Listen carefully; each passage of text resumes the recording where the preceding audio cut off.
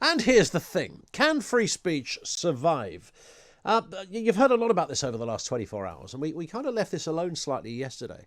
And I think I was kind of pondering on this one because of all the disturbing, and there's so much to say on this, of all the disturbing comments I've heard on the issue of freedom of speech or threats to freedom of speech, perhaps by far the worst thing. And as a few have said this, and I'm uncomfortable with it, but I heard one journalist claiming that it doesn't really exist, this threat. It's just a kind of tiny cog on the revolving wheel of news. It was claimed that this issue is even being used to either create a false argument or at best, and this was fabulous, at best this issue was created in order to distract you from more serious things on the government agenda. So the government put out these stories in order to look over there, not over there. If anyone ever tells you that, I promise you they literally made it up. It's a very powerful thing to say. It means nothing at all. So is free speech in that respect under threat? And let me explain to you. You bet it's under threat, by the way. Absolutely it's under threat. And I will make no apology ever for using a platform like this to continually push this issue, that free speech, the absolute bastion of everything that makes us a civil world, the thing that distinguishes us from the aforementioned China and places like that. The reason we can walk and speak freely was because those rights were earned through toil and war and all manner of horrendous events over many, many years that this country's history and others have gone through in order to get to the point where you can say whatever you like. It might be disagreeable, but say whatever you like. Now, this story may well start in the corridors of academia, on campus, the debating halls of our esteemed universities, but the pernicious nature of this issue has meant that in no time at all, and really in no time at all, and that's one of the issues in here, its tentacles have found fertile ground within governments, institutions, and the workplace. And the obvious example is try making your views known on, and there's two obvious examples here, trans issues, Black Lives Matter. Try making your views known on those, and if they don't set a certain or adhere to a certain agenda, see how your job interview goes once they start looking through your social media. I'm not talking about anybody being offensive or racist or anything like that, just people who've got different views to what some see as a deeply held consensus. So the story, as you will be familiar, groups representing students and universities have expressed caution at plans for a free speech champion to regulate campuses. The government has announced plans for the role to ensure freedom of speech and expression is not stifled. National Union of Students said there is no evidence of a freedom of speech crisis on campus. Really, I think we can disagree. I'll get to some of the names who've been cancelled on this one. Can free speech survive? 0344 499 1000. The first thing to make, point to make on this, and remember, it's part, the catalyst for this is the university discussion. This goes elsewhere, and I'll come to all of that in a second. But let's just take a moment to focus specifically on the anti-intellectual position of university. This shouldn't need to be said. You might think that this was the most obvious point in this discussion. So obvious a lobotomized chimpanzee could get their head around this. But surely, I'm going to say it anyway, of all places on planet Earth where disagreeable speech or diversity of thinking should not only take place but should actually be encouraged, it's the university, right? A university. And remember, we're not talking, of all things, of all areas, the one area, if you asked 1,000 people, where could you have disagreement, discussion, debate? It wouldn't be long before most people say, well, it was a university, right? That's the place you'd do that kind of stuff. Surely. And it's interesting when people get aggrieved on campus about this and very upset that certain people get to speak. I mean, we're not talking about some former dictator turning up in the middle of a geography lecture. We're talking about speakers turning up in perfect context, an actual debate on a specific discussion where their view, palatable or otherwise, is kind of intrinsic to the point of the debate. I mean, I would understand if students were getting a little bit miffed because Nigel Farage suddenly turned up in the middle of a needlework class. I could get, what's he doing here? I'm just perfecting my cross stitch. I could understand that. But when Nigel Farage turns up at a debate titled, "Is Brexit a Good Idea?" then it would take a particular type of person to suggest that he was surplus to requirements, right? So there's that. Steve Bannon is a great example. You'll be familiar, the former head honcho of all things Donald Trump. He was by the man's side. He was invited to speak at Oxford a couple of years ago. It took no time at all for the hyperventilating crowd of half-wits to decide this was akin to inviting the devil himself onto the sacred soil of Oxbridge. And the scenes were almost horrific. The crowds gathered, their wary brows creased in anger and incredulity, their nostrils flared, and those pearls were firmly clutched. And then the chants began. Say it loud, say it clear, Bannon is not welcome here. Yeah, that's what an Oxford education gets you. I think Saatchi and Saatchi can sleep safely at night on that one. They didn't want Bannon on campus. They didn't want him in the same postcode. Some even argued he shouldn't even have been in the country. It was Steve Bannon, not Idi Amin, for goodness sake. It's curious, right? Steve Bannon was the man that got a game show host into the White House, the fire and the fuel behind Team Trump. You would have thought, whoever you are, whatever you're studying at university, if you'd reach the dizzy heights of one of those places of education, then listening to that story or hearing that person debate and discuss the journey of the most unconventional president in American history, you'd think that would just be a bit interesting, wouldn't you? Are we only supposed to listen to people who agree with us? Should we not always listen more, in some respects, to those who fiercely disagree with us? Perhaps the most important point, if you really do believe that someone has views that are at best objectionable and at worst almost criminal, then surely you would want to flush out those views in public. You'd want to expose them for their wicked shortcomings, right? You'd want to challenge them on these things. Isn't that the whole point of a debating society? The Oxford Debating Society describes itself as the last bastion of free speech. It's not really the societies themselves. Other students who get involved in this kind of stuff. The list of those who've been no-platformed is incredibly impressive and very concerning. And what makes it worse, it includes a lot of people who you would never in a million years imagine would make a list. People who apparently are so full of hatred in their ideology, they're not worthy of speaking at a university. Who the hell bans feminist Germaine Greer from speaking at a university? Trevor Phillips. I mean, this one goes right up. You'd think this was a joke, right? Trevor Phillips, former chairman of the Equality and Human Rights Commission, was condemned as a racist.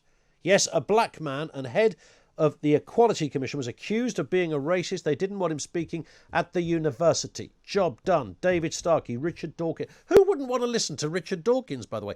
Ken Loach, Professor Selina Todd. We'll speak to her on the programme in just a bit. Boris Johnson, Peter Hitchens, Jenny Murray, Peter Tatchell, a man who spent 50 years campaigning on all manner of injustices. This is just beautiful. Apparently, Peter Tatchell, listen to this. The reason Peter Tatchell was controversial in this, a National Union of Students officer refused to speak on the same platform as Peter Tatchell. I'm not speaking with Tatchell. So annoyed she was, I am not getting anywhere near any stage or any room that has that man in it. Think of Tatchell. This is a guy that's been beaten up by Robert Mugabe's bodyguards. He's twice tried to arrest Mugabe. He's been given brain damage by the Russian police. Gay rights changed because of Peter Tatchell. Human rights changed because of Peter Tatchell. He's a great advocate of freedom of speech. I'm not going anywhere near Tatchell, you filth merchant. She's got a very deep voice, this student. So what did Peter Tatchell do that was so objectionable? This is just brilliant. One of the reasons given was Peter Tatchell's opposition to no platforming speakers. So because he didn't like the idea of cancelling people, they decided he wasn't worth talking to. You can't make this stuff up. Brendan O'Neill, regular on this programme. David Willips, former university minister as well. I think there are two big issues here, by the way. Two big issues that seem dominant right now. Black Lives Matter and trans issues. But it goes into other areas too. I mean, first, I think we know the diversity of thought is paramount to everything here. You know, we know about diversity, but the diversity of thought is the issue that doesn't seem to get the same level of support and understanding. Any issues surrounding equality seem to be areas where you can step on that particular landmine. And if you do this in the workplace or some kind of institution, you are dead meat. Do you remember that guy from Google years ago who thought that men were better than women when it came to, I think it was computer engineering or something like that? He was gone, finished, done, his livelihood removed because he had a different opinion. It might have been an idiotic opinion, might have been stupid, gone. Please don't tell me free speech can sleep safely when things like that are happening. You haven't got to open many pages of your newspapers to see how various people have said something, sometimes on social media, overheard on a train, and have suddenly paid with their livelihoods, their ability to earn a living smashed to smithereens because they have a different opinion. Simple as that. There was an actress who's just lost a court battle because the actress concerned is a practicing Christian, and she'd written something about her views on homosexuality about 5 or 6, 7 years ago, something like that. And they were, you know, classic kind of, you know, ridiculous beliefs on, you know, why somebody is gay. Nobody's born gay, she said. I don't think it's right. And it was all sort of nonsense stuff. But whatever happened to being an idiot? Why can't you just be an idiot? No, she was fired from the play she was in. She was appearing in The Colour Purple, famous film starring Oprah Winfrey, as I remember. She was appearing in The Colour Purple stage show, and she got fired, and she took them to court and said this was discrimination and breached her religious rights. And the court said, no, it doesn't. And she lost the case. Why was she fired for that? Something she'd written 7 years ago on a web. She was fired. Can free speech survive? Do you know what? I don't think it can when you hear stories such as that. Somebody called Mark Dolan yesterday and was talking about how their kid was booed in class. Children booing other children because they said that J.K. Rowling was their favourite author. You couldn't think of anything less controversial than saying J.K. Rowling was your favourite author. And these kids, who obviously know diddly about all the intricacies of these subjects, decided, oh yeah, J.K. Rowling, isn't that the person we're supposed to hate now? Because she hates trans people, something she never said or believes, by the way. And throw that in there. Yeah, well, let's throw that in there. We'll boo the kid for saying this. This is absolute lunacy. We've gone completely bonkers on this. So when I hear people say this is not a real issue, get in the bin, because it absolutely is a very real issue, and it forces the question, can free speech survive? 0344 499 1000. And if you found yourself on the receiving end of it, we're all ears at this end. If somebody says something idiotic, we'll write it off as that. The synthetic outrage is extraordinary. A free speech champion could be appointed in a fight against this. It was words of Gavin Williamson, who talked about inappropriate levels of control over visiting speakers. Under proposed legislation, guest speakers, staff or students would face disciplinary action or no platform for their views, will be able to seek compensation should their right to free speech be breached. Professor Selina Todd, University of Oxford academic, had previously had an invitation to a conference celebrating women withdrawn after her stance on transgender rights issue. She's with us now. Selena, afternoon to you. Good afternoon. When you read these stories, and I don't think I'm overstating this, if this was a couple of years ago, you'd kind of read this stuff and think somebody's just made this story up. This isn't real, surely. Come on, this is like a satirical stance on some extremist wing of the student union. That's what you might think. But sadly, these stories are very real, and you found yourself right in the centre of one. Yeah, I have. And it's probably worth saying that my view is very mainstream. And I think that's one of the worrying things we've seen over the last few years. You know, you said it's about transgender rights. It's actually about women's rights. You know, basically, my view is the one that's enshrined in UK law, which is that males and females are biological sexes. I'm quite prepared to debate that point. I know that some people disagree with it, but one of the things that's really shocked me over the last couple of years is, you know, it's not even so much the student outrage, because I think students have always been rebels and activists and all the rest of it. But it's the fact that they both want to take it to extremes. You mentioned that some of them were very influential in seeking to deplatform me from a conference. In the past, I've had security provided at my lectures in Oxford because of threats made by activists within the student body. But this goes deeper than that, because what's happening is that staff are listening to it and are kowtowing to it and going along with it. And in some cases, are the people behind the complaints, and employers, universities, simply aren't doing enough about it. And that's a problem because they've actually got, unusually in the UK, they're one of the few institutions which is legally obliged to uphold freedom of debate, but they don't do it.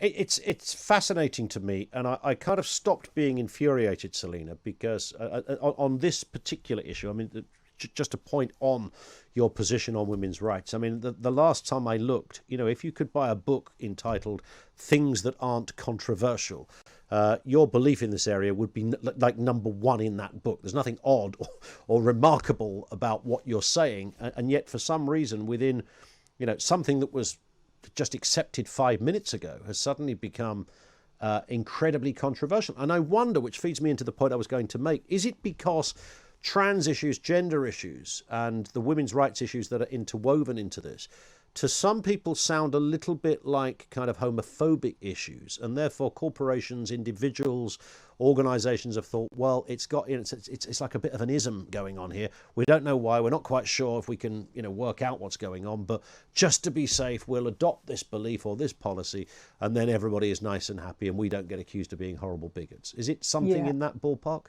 I think you've really put your finger on it. And I think where universities are concerned, there's the added complication of the consumer, because as tuition fees have gone up, I think universities have become much more wary about doing something that might upset potential consumers. But, as you said, I work at Oxford. We actually don't have to worry about student admissions. We're a very popular institution. Yeah. One of the things that's therefore become apparent to me is the influence, and this is where I differ from the government. This is where I think they've really got to get to grips with this. One of the things that their legislation is not going to address is the influence of lobby groups like Stonewall. I have no problem with a lot of what Stonewall say, but what happens is universities who are currently moaning about the government's proposals and saying, we want to be autonomous, but they're not acting like autonomous universities, because what they're doing is they're inviting lobby groups like Stonewall in to write diversity policies. And very often those policies say you cannot have debate, and even, expressing lawful views like mine. No, that's just not acceptable. And that's really dangerous. Yeah, that's the idea that,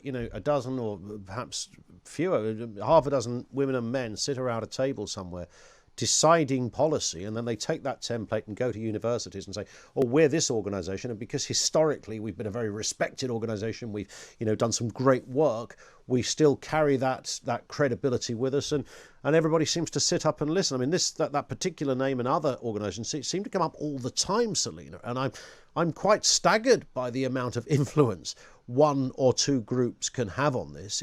Game-changing influence. Really game-changing. And, one of the things about the government's commitment to freedom of speech, I will believe it when the Department of Education stops being a Stonewall diversity champion, because it's okay saying we're going to have a free speech czar, but they need to put their money where their mouths are and say, okay, we're going to kick these lobby groups out. They're not elected. They don't know very much about higher education or about policy making. Let's get them out, and then we can have a debate. And I've said to my own employer, look, you have a conflict here. You claim you've got a policy that upholds my right to freedom of expression, although you've never made a public statement that's unequivocally in my support. But then on the other hand, you've got all these diversity policies that say that people like me are potentially harming other people simply by articulating our point of view. So what message does that give to students? Yeah. When you look, on one hand, you just want to kind of put your feet up, grab a glass of red wine and say, this is bonkers. And, who cares? But actually, it is very serious, because, it's the whole point of freedom of speech isn't something we should just take lightly, and any challenges to it should be given the right emphasis and point of discussion, such as this conversation. It's very important that these rights to have views, which, again, just to caveat your particular situation, Selena, aren't even controversial, but someone has decided they are. It's crucial we surely keep up these discussions so that we don't lose, even more of what individuals feel they can comfortably say. Yeah, and I've heard the leader of UCU, the Academics Trade Union, say in the last 24 hours, oh, this is a distraction, we're in the middle of a pandemic. But the fact is that democracy always matters, and it particularly matters when we're at our lowest ebb. Yeah. And universities haven't shut down. We're still going on trying to teach. And where our jobs, as I see it, is we're teaching the next generation of democratic citizens. And you mentioned before that freedom for debate isn't just an issue in universities, it's an issue in the media, in the civil service. Well, that's because we're producing graduates who don't have good enough understanding of freedom of debate. So it starts with us. As you say, this isn't just a kind of storm in a student union activist teacup. It's much bigger than that. Yeah. And there doesn't also, I mean, in other areas of this discussion, just a final point, Selena, I mean, is there, I mean, some people do say things that are idiotic. It doesn't mean that they are wrong. It's their opinion. It might not be the view that everybody shares. And, you know, even that isn't allowed anymore. You're not even allowed to be an idiot at university. There has to be some kind of crime almost attached to your views. Yeah, and actually, I think we've got quite good laws in this country around what Absolutely. can and can't be said. You know, it is an offence to stir up racial and religious hatred, and I have no problem with that. But young people, as you say, they're just finding their way. It's important for them to try out different points of view, and if they do that lawfully, we should be encouraging that instead of clamping down on it. Selena, thank you. Nice to have you on. Professor Selina Todd. James, good afternoon to you. And the question there's almost a separate debate that has spawned out of this one, that it's not a real issue. Is it a real issue? Well, I think so. And I think there's two ways of looking at this. So the first is the culture war, which is raging on the ground right now. And I think the criticism from the UCU that this is a phantom problem is quite a strange tactic. I mean, there's been several studies in recent years which show there is some sort of a problem, and that there's groups gathering a wide array of anecdotes about how that manifests itself. So we have groups like Academics for Academic Freedom, who established a ban list, and also the recently established Gender Critical Academics Network, who compile anecdotes about mistreatment, and I think they have around 70 anecdotes just in the past week or so. So, I mean, it's particularly surprising to hear from the UCU as well, because the research from Policy Exchange, which they've been criticising, actually showed very similar results to their own research from a couple of years ago, which was a comparative study across thousands of academics and staff in the UK and Europe, which also found that, you know, in on the ground, UK respondents had it worse than their EU counterparts, particularly in terms of, for example, being bullied, being subjected to psychological pressure, and fear of negative repercussions. So the objection to this being a non-existent crisis is a little strange. There is and I think... Go on, James, do continue. Sorry, and the second point I wanted to make, and again, the UCU's own research has rather convincingly made this point, is that the UK is lagging behind other advanced nations in terms of the legislative and constitutional protection which is in place for academic freedom. So what they did was a comparative analysis of legal frameworks across the EU. And in fact, the UCU complained to UNESCO that the UK government was falling behind in its international obligations to protect academic freedom. It's interesting. I mean, I could kind of understand. I think we can all understand. You know, if you're at university and somebody turns up as part of a debate, and you find them objectionable. I mentioned Steve Bannon in the introduction to this, so he turns up. I can totally see why some students might start shouting out, "Oi, Bannon, get out!" You know, in that respect. But this is something more than that, isn't it? This isn't just people who are voicing an opinion on a particular individual. We're talking about campaigns to actively stop somebody from speaking. Well, that is right, and your first guess, Professor Todd, is a kind of prime example of that sort of thing happening. And to go back to what the law says about this, there is a duty on universities to take reasonable steps to allow academics to speak on their campuses. And one of the government's proposals is actually to strengthen that protection, to make the duty an active one. So colleges and universities have to actively promote free speech on campus, and it's that duty which the academic champion is going to be brought in to try and enforce as well. Yeah, good work, James. Thank you, James Murray, lawyer, research fellow at University of Buckingham, particularly interested in the area of academic freedom of speech. Jeevun Sandher is an economist doing a PhD at King's in London. Jeevun, afternoon to you. What's the problem here? There is this view, as I articulated at the beginning. There is a view that there's nothing to see, really. Is that the kind of sense that you're getting from this? This is all overhyped? Yeah, first of all, afternoon, Ian. It's wonderful to be here. Yeah, it is overhyped, frankly. I mean, look, academics, the British people, they take free speech seriously and free speech as sacrosanct. But what the government is talking about here, this widespread threat to free speech on college campuses, simply doesn't exist. And by the way, that's not my opinion. That's the opinion, or rather the conclusion of a 2018 parliamentary report into the matter. And frankly, this government's ham-fisted approach to try and enforce free speech, it flies in the face of British values of common sense and decency and reasonableness. We don't should have the government dictating what should and should not be said on university campuses. What we should be having and ensuring is making sure that free speech is protected, and it is protected under the law. And frankly, I also think this is another attempt by this government to inflame a culture war that the British people are really not that interested in. Do you think they've got time to do that over there at Westminster, to start culture wars going on? I mean, in terms of your first point on this, Jeevun, the government's role in this, they would argue, is actually the very opposite, the very antithesis of what you've just said. It's actually to protect free speech. And look, we all want to protect free speech. I mean, as academics, we take that incredibly seriously. You know, one of the wonderful things about being an academic is dealing with people who disagree with you. Yeah. We should be able to disagree reasonably within universities. But that's why the government have stepped in, isn't it? Because there are too many. It is seen that there are too many examples of students, various NUS, perhaps on the more extreme end of politics, who want to curtail free speech or stop it, because it comes from a place that they disagree with. The trans issue, we talked about people like, right-wingers, Farage, Steve Bannon, these kind of characters, all very objectionable, so we don't want them on campus. I mean, they're real events. These have all happened.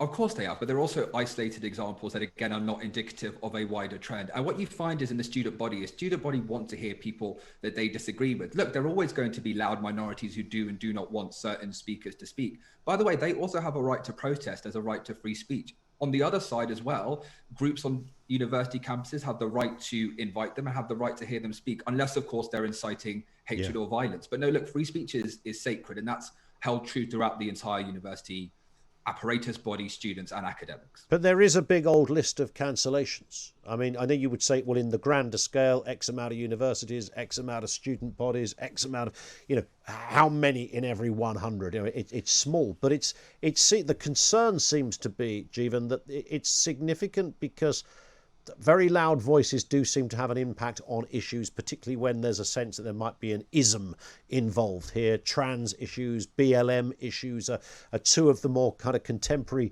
areas that have got an awful lot of publicity. Institutions outside of university are also a little uncomfortable or unsure about these. So there's a sense that this does have a bigger effect than perhaps you're articulating here. It's a bigger issue than you're saying. It's a bigger issue because it's inflamed and we talk about it a lot. When one thing happens, we talk about it many, many times. As you said, what is it, 95%, 99% of the other events go ahead. We don't talk about it. Look, we naturally focus on the things that are negative and upsetting to us. But that's upsetting to everybody. I mean, look, I don't believe that people should be cancelled because of their views. I believe that people do have a right to free speech, again, as academics do across the country. And also, again, people have a right to invite and not invite the people they want. But this government's ham-fisted attempt to enforce free speech, I mean, it doesn't sound to me like a lot like protecting free speech. We had the culture secretary, or rather a source close to the culture secretary, saying he would not allow vocal minorities to put British history down. That doesn't sound to me like a man who's trying to protect free speech. That sounds to me like a man who's trying to enforce his version of free speech upon others. Well, I guess that's sort of down to interpretation, isn't it? Because I hear what you say, and I also heard it in that way too. But then somebody corrected me and said, well, actually, this is just a case of making sure that, we don't have disproportionate learning in certain areas, or we're, obviating certain parts of history and the like. So I guess you're an economist. You'd understand multiple views on these things. Yeah, those multiple views are taught. I think what we have at the moment is a rich diversity of views, which should be welcomed. Perspective on history we didn't used to have. Look, we've been in school, Ian. We remember learning about the Tudors, about Henry VIII and his wives. That's all I learnt about. Flipping Henry VIII. That's all I learnt about. I'm still wounded by this. that and the Second World War, right? But look, we heard from Henry VIII, we heard about his wives, but what we didn't hear from was the perspective of a common Tudor person, or indeed black Tudors as well, who did exist at the time. And so we should be learning those perspectives. That's not doing down British history, that's understanding what happened. And we should be able to take, the rough with the smooth, the good with the bad, and debate and discuss these ideas. And I think we both agree. On that point, Jeevun, great to have you on, sir. We will speak again. Thank you. Jeevun Sandher, who's an economist. He's there at King's in London doing his PhD. Thinks this thing is widely overstated and not a lot to see here.